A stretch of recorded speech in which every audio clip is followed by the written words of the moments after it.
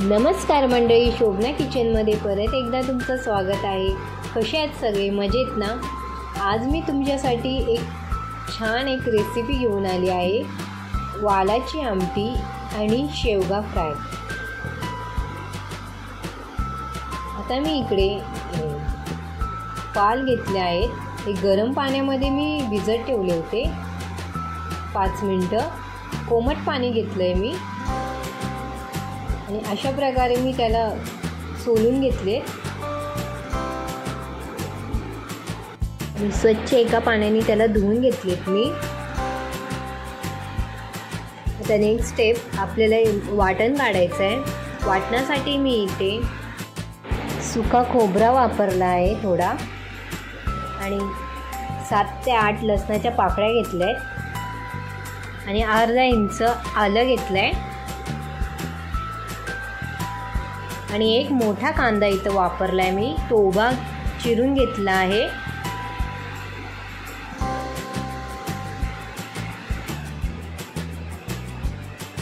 एक चम्मच जिरा,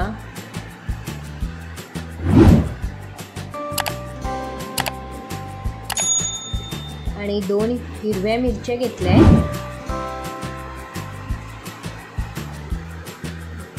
आणि खूप सारी अशी कोथिंबीर घेतली।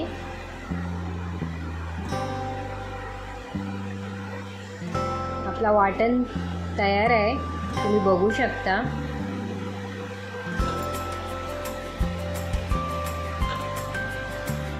तुम्ही फक्त हिरवा वाटणही काढू शकता।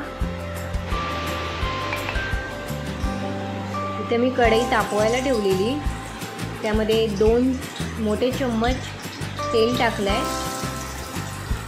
आणि 3 लसणाच्या पाकळ्या टाकले आणि अर्धा कांदा वापरला इथे मी मोठा फोडणीसाठी।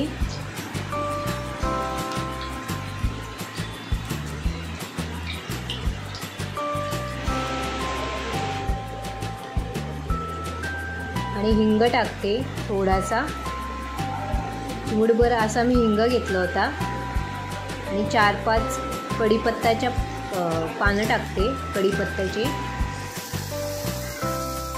आणि जो आपण वाटण तयार केला होता इथे मी तो टाकते।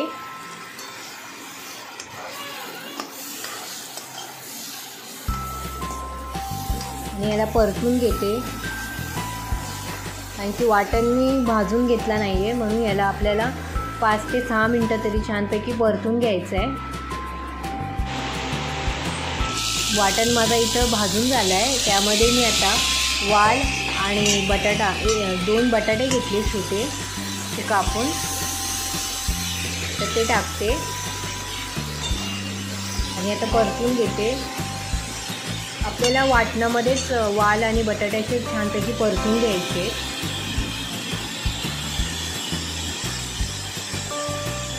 आणि 1 टमाटर वापरला इथे मी मोठा।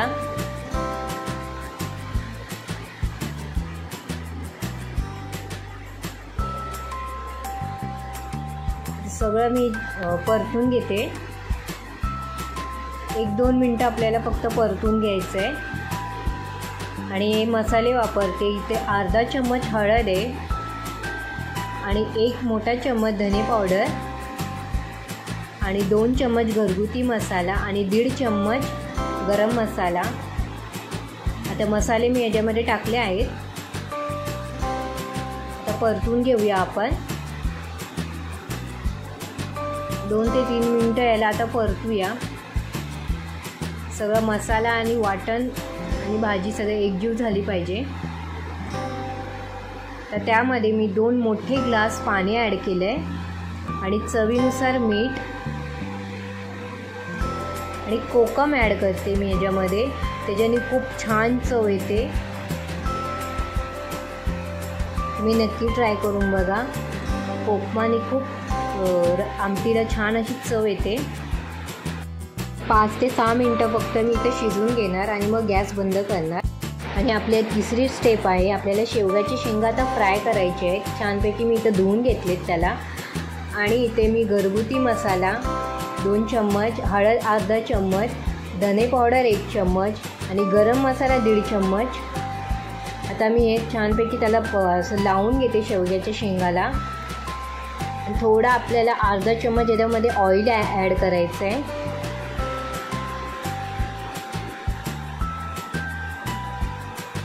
आणि चवीनुसार मीठ घेतलं आहे मी.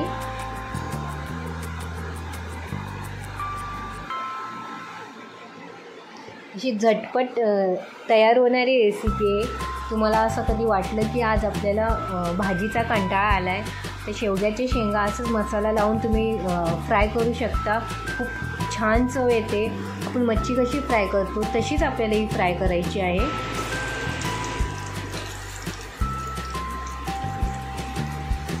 आणि मी त्यामध्ये थोडंसं ऑइल टाकलेलं आणि मग ते मसाले असे एकत्र एकजीव लावून घेतलेलं.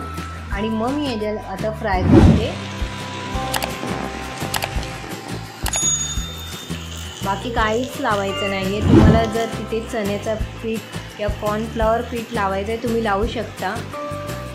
कधी भाजीचा असा कंटाळा आला तर तुम्ही अशा प्रकारे ही शेवग्याची शेंग फ्राय करू शकता. तर आपली भाजी आणि आमटी रेडी झाली. तुम्हाला सर्व करून दाखवते.